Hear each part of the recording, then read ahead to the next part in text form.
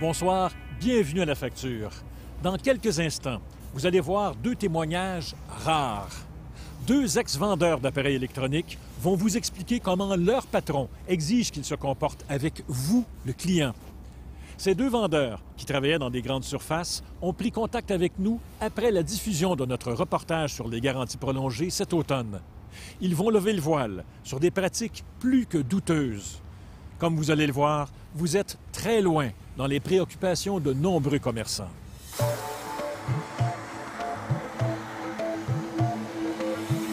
Francis Martineau étudie le cinéma au Cégep Saint-Laurent. Pour payer ses études, il a travaillé dans une grande chaîne d'électronique comme vendeur. Et il était l'un des meilleurs. J'étais parmi les très jeunes à être à la commission, en fait. Parmi ceux qui étaient à la commission, j'étais considéré comme un très bon vendeur à cause justement que je vendais beaucoup de garanties. Quand vous allez au magasin d'électronique, vous croyez bien sûr que ce qu'on veut vous vendre, c'est un téléviseur ou un ordinateur. Erreur. Ce qu'on veut le plus vous vendre en réalité, c'est une garantie prolongée. Ce qui nous donnait finalement les plus hauts scores pour avoir des bonus de paye, des bonus d'argent, c'était les garanties. C'est ça, c'était au top, là. Il fallait vendre des garanties à tout prix, par n'importe quel moyen. À tout prix, c'était ça le matin, garantie, c'est le numéro un. C'est le but numéro un, c'était garantie, là. La vente des garanties prolongées rapporte souvent plus que les produits eux-mêmes. Je voyais quelqu'un, j'allais pas vers lui pour dire je vais te vendre un ordinateur, chercher le meilleur produit pour toi, j'allais vers lui puis je me dis comment je vais réussir à lui vendre la garantie, comment je vais réussir à le convaincre. C'est ça nos formations finalement.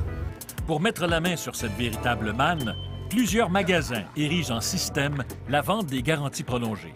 Donc, la formation, là, ça n'a rien à voir avec... Bon, il faut tenter de vendre au client le produit dont tu as besoin et bien le conseiller. Ça n'a rien à voir avec ça. Bien, ça, il y a des formations de la compagnie, des compagnies d'ordinateurs qui me donnaient seulement des formations d'ordinateurs, mais la formation de la compagnie pour laquelle je travaillais, qui vendait les ordinateurs, ça, c'était les garanties et ces choses-là. Comment réussir à vendre des garanties. Les gars peuvent vendre un très bon vendeur en vente, mais s'il n'a pas de garantie prolongée, il n'est pas bon aux yeux des marchands. Cet homme a 32 ans d'expérience dans la vente d'appareils électroniques. Il a préféré garder l'anonymat parce qu'il a encore des liens avec son ancien employeur. Selon lui, le milieu de la vente n'est plus ce qu'il était. Aujourd'hui, les garanties prolongées prennent toute la place. Au niveau des vendeurs, il y a des quotas. Il faut que le gars vende tant de garantie. Puis il y a un tel pourcentage de garantie. Des fois, au tout début, c'est à 50, mais là, c'est rendu à 60. 60 du volume. Il faut vendre des garanties dans 60 des ventes de produits qu'on fait, au moins. Au moins. C'est ce qu'on leur demande. Les vendeurs qui n'atteignent pas ces quotas sont montrés du doigt et même humiliés devant leurs collègues. On va jusqu'à souligner leur nom dans la salle des employés. Dans les cuisines, même, tu es en train de manger, il y a un tableau en avant de toi, tu regardes ça, puis tu es dans le rouge. C'est plate. Qu'est-ce que ça veut dire être dans le rouge? Dans le rouge, c'est en bas de la moyenne. En bas de la moyenne, c'est en bas de 60 de garantie. Si tu es à 59,7, tu es dans le rouge. Puis ça s'exprime comment sur le babillard, ça? C'est tout écrit, tel nom de vendeur, son volume de vente, c'est garanti. Et donc, ceux qui vendent moins de garanties sont très bien identifiés. Très bien, c'est en rouge. Les meilleurs vendeurs, eux, reçoivent des largesses. Il y avait un certain résultat à atteindre de garantie. Il fallait pratiquement vendre à tous les ordinateurs, sinon tu n'atteignais pas ça. Puis là, à la fin de la journée, mettons qu'on était 2-3 avec ça, ils faisaient tirer 100 deux prix de 100 des choses comme ça à la fin de la journée, à ceux qui étaient dans le top. Des gros montants comme ça. Moi, j'en ai gagné quelques fois comme ça, des 50 des 100 parce que je réussissais à être dans le top.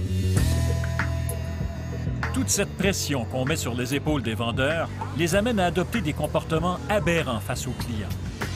Dans notre reportage de l'automne dernier, nous vous avions raconté l'histoire de Guy Ferland. Il avait vécu une situation à la fois absurde et loufoque chez un détaillant. Il avait refusé la garantie prolongée proposée par le vendeur pour son nouvel ordinateur. Vous lui dites non. Fait que je lui dis non. Et alors? Et là, je m'attends à ce qu'il me donne la boîte. Et là, bizarrement, il prend la boîte et il commence à la tenir comme ça. Et elle me dit, ben là, je vous le vendrai pas. Donc là, je dis, comment ça, vous ne me le vendrez pas? Là, il dit, ben je peux pas vous faire ça, c'est comme vous desservir. Puis là, à un moment donné, j'ai failli prendre la boîte puis me sauver à la caisse avec en me disant, ça va être absurde, le vendeur va me suivre en me disant, non, laissez-le pas passer, il veut acheter un produit.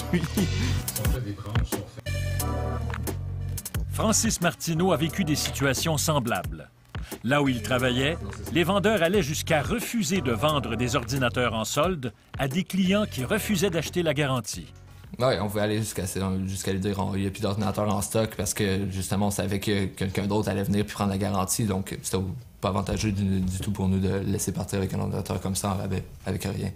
Parmi ceux qui étaient à la commission, je te le conseille comme autrement. Nous avons montré ces témoignages à Jacques Nantel des HEC, un spécialiste du commerce de détail. Pour lui, ces tromperies deviennent malheureusement de plus en plus la norme. Est-ce que des pratiques trompeuses ont toujours été partie intégrante du commerce? Sans doute. Est-ce qu'on voit une recrudescence? En bonne partie, oui. Pourquoi? Parce que vous avez de plus en plus de détaillants qui, pour des raisons de concurrence, n'arrivent plus à faire leurs frais à partir du produit central. Donc, ils vont pousser. Ils vont pousser tout ce qu'ils peuvent pousser de manière périphérique. L'automne dernier, nous avons nous-mêmes fait l'expérience des mensonges des vendeurs. Nous avons magasiné un téléviseur Panasonic chez 8 détaillants. L'appareil était couvert par une garantie d'1 an du fabricant avec service à domicile.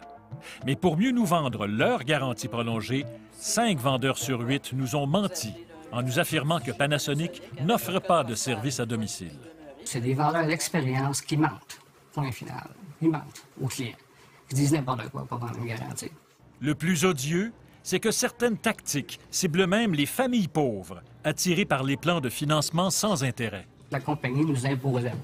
Si tu veux, OK, vendre le DVD sur le financement, il n'y a pas de problème, à condition qu'ils prennent la garantie. Faire financer un appareil à 59, 69 $, 100 $, il ne faut pas être triche bien, là, OK? Quand tu es rendu, tu es obligé de lui vendre une garantie à 40 $, à 30 $, peu importe, là, tout dépend du montant, plus des fils, des câbles, et ainsi de suite, puis la facture, finalement, elle monte à 250 puis 300. Puis là, tu vois, le client, là, son budget, il est pété, il est mal à l'aise, Moi, je voyais ces scénarios-là, puis je capotais.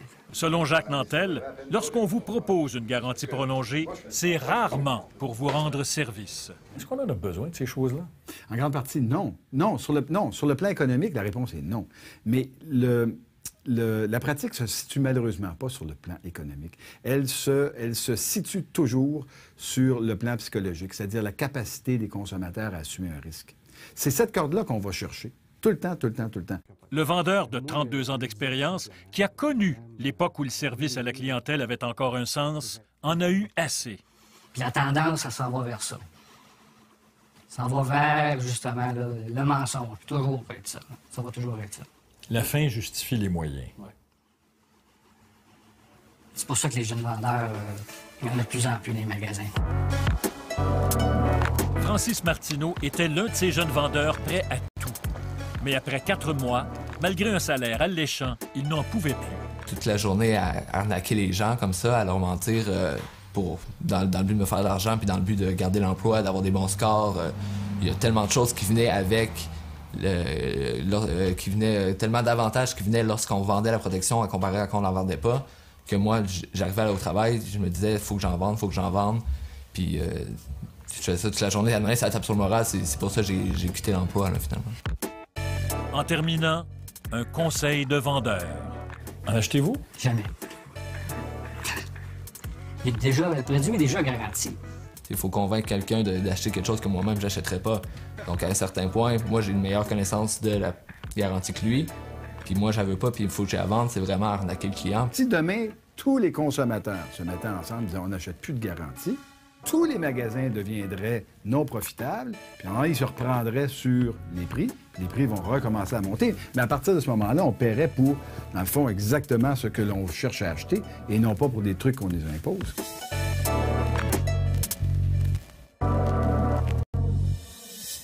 Les principaux détaillants d'appareils électroniques ont tous refusé de nous accorder une entrevue à la caméra.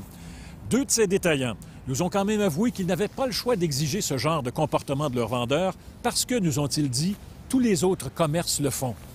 Nous avons aussi demandé au Conseil québécois du commerce de détail et au Bureau d'éthique commerciale du Québec de nous accorder des entrevues. Personne n'a accepté de nous en parler.